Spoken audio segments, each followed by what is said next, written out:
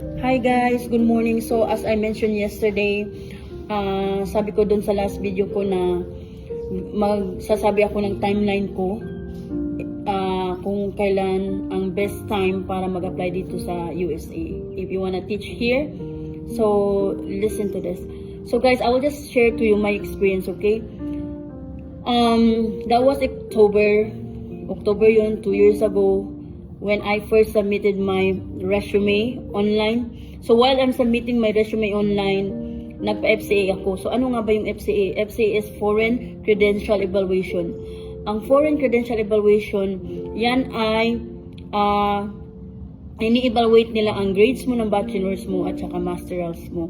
Kino-convert ng evaluator company ang grades mo. For example, kino-convert yung bachelor's and master's mo ng Pinas, kino-convert nila sa US, tinitingnan nila kung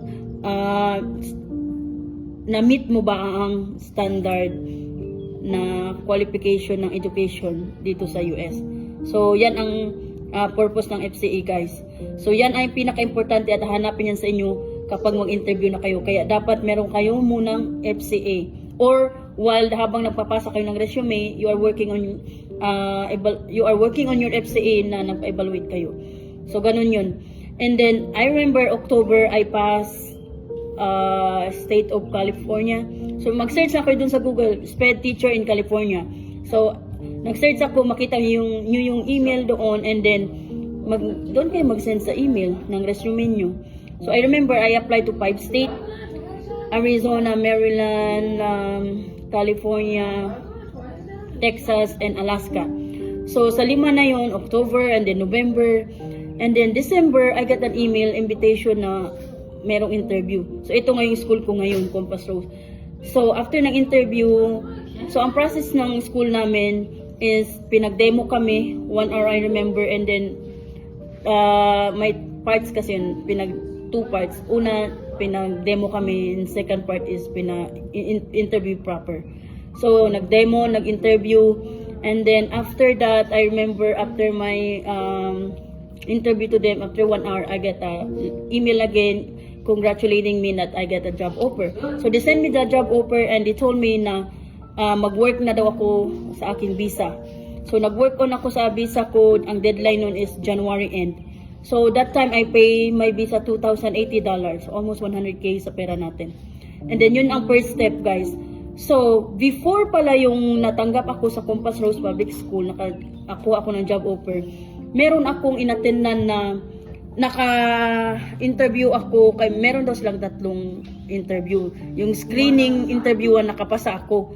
Tapos, hiningan ka agad ako ng pera, 3,000. Inisip ko baka scam yun, pero nag-search ako, hindi man sila scam, legit sila. But, ang mindset ko kasi, maglalabas lang ako ng pera kapag meron akong job offer. Tandaan nyo, maglalabas lang kayo ng pera kapag may job offer.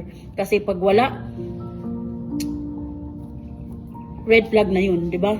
Huwag kayong papatol sa sasabihin, maghanap kami ng school para sa'yo. Guys, it's easy. Andyan sa online, i-search nyo lang, madali lang maghanap. So that time ako nag-DIY ako, do it yourself. Hindi ako nag-agency kasi mas mahal yung agency. Ginawa ako, I do it myself. Nag-DIY ko, nag-search ko lagi ako, nag-search, nag-jot down out ako. So okay naman, nakakuha man ako ng job offer, nandito man ako without the help of agency. It's so easy, guys. Mag-search lang kayo sa online. So okay na. Yun man ang pinakamabilis. So sa next video ko naman, guys, i-mention ko sa inyo ang after ng January, after ng visa, ano ang nangyari, ano ang next step. Okay? So basta kaya ang timeline ninyo is start na kayo ng October kasi ang hiring is December. October, November, December, yan ang start ng hiring. Habang nagpapasa ng resume, please work on your FCA, Foreign Credential Evaluation. So that time pala, guys, nagpa-Foreign Credential Evaluation ako sa Spantran. Spantran, meron silang 5 years validity. After that, i-renew mo. May isang evaluating company na walang walang expiration. Pero itong pinili ko yung Spantran kasi mas mabilis kasi. At yung mas mabilis yung process. And by the way, guys, ang FCA ay matagal.